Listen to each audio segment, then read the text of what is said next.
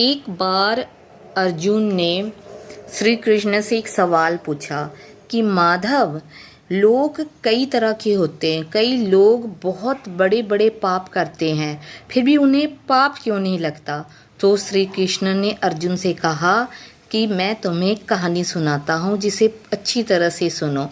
एक बार की बात है, एक राज्य में बहुत बड़ा राजा था जो भगवान को बहुत मानता था।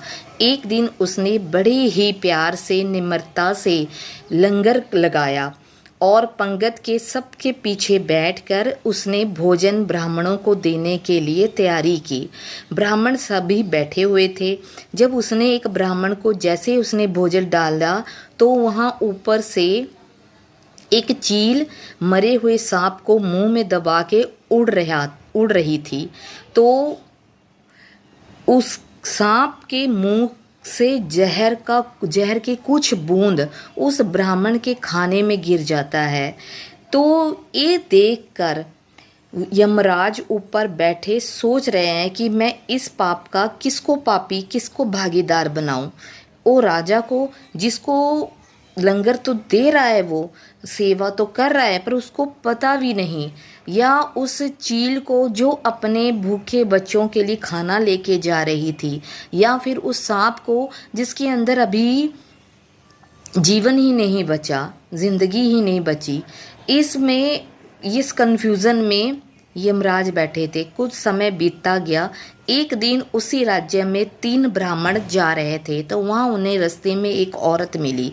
तो तीनों ब्राह्मणों ने उस औरत को रोक के पूछा कि यहाँ राजमहल का मार्ग कौन सा है।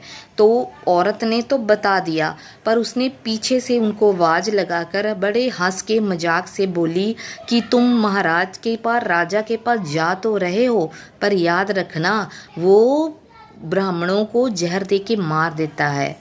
श्री कृष्ण ने कहा ये पाप है। अगर, क्योंकि जब वो ब्राह्मण पहले मरा सांप के जहर से, तो उस टाइम ना राजा, ना चील, ना सांप, किसी को खुशी नहीं हुई।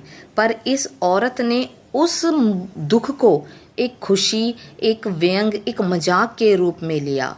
ये पाप है।